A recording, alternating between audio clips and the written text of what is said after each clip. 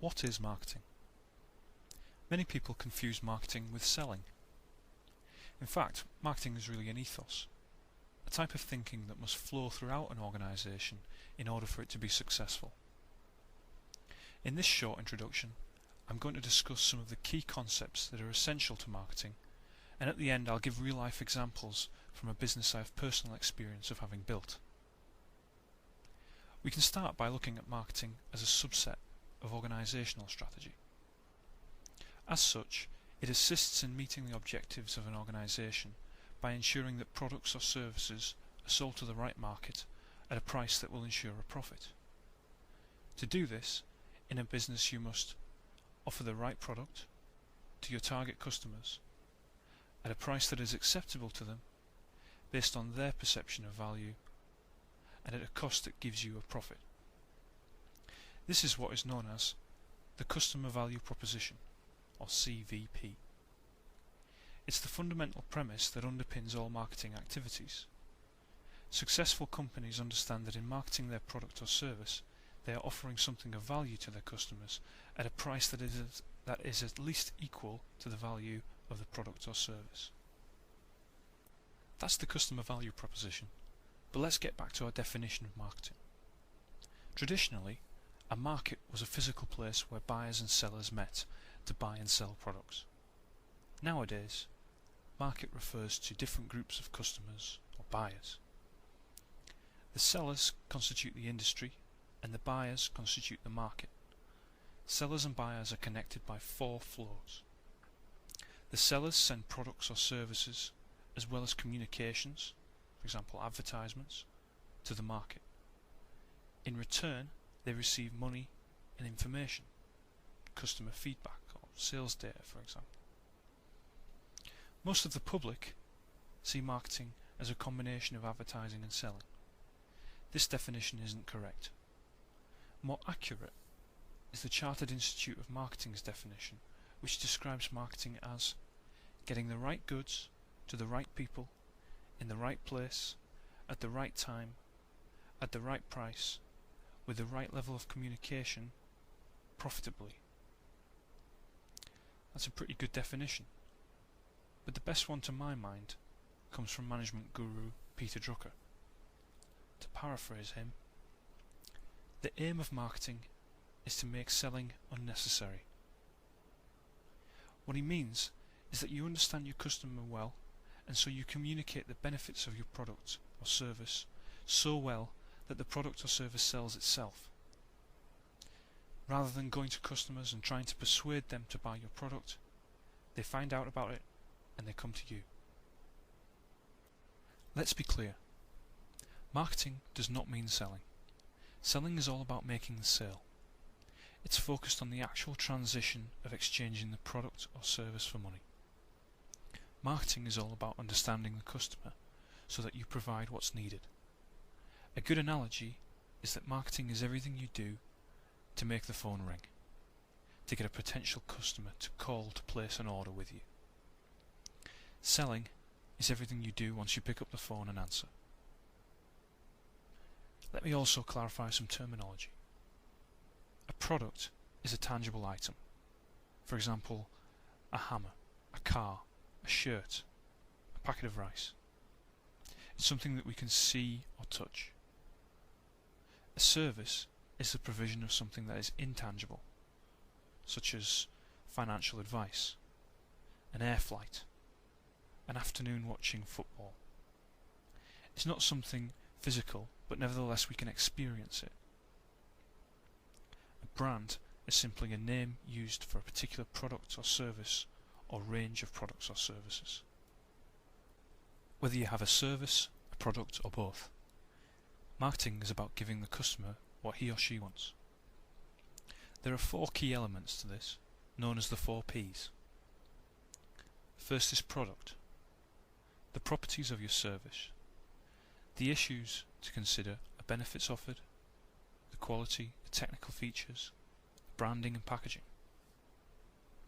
The second P is price, literally the monetary cost of your product or service.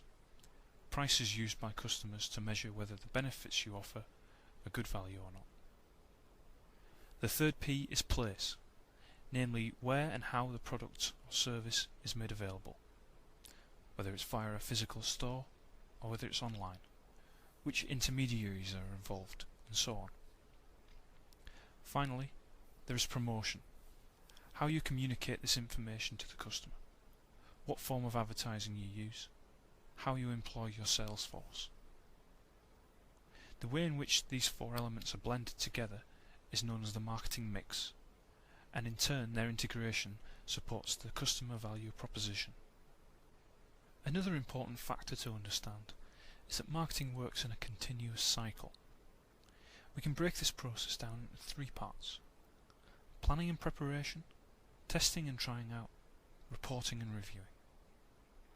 At the planning stage, for a new service, you might have an idea about who's going to buy it, where and at what price.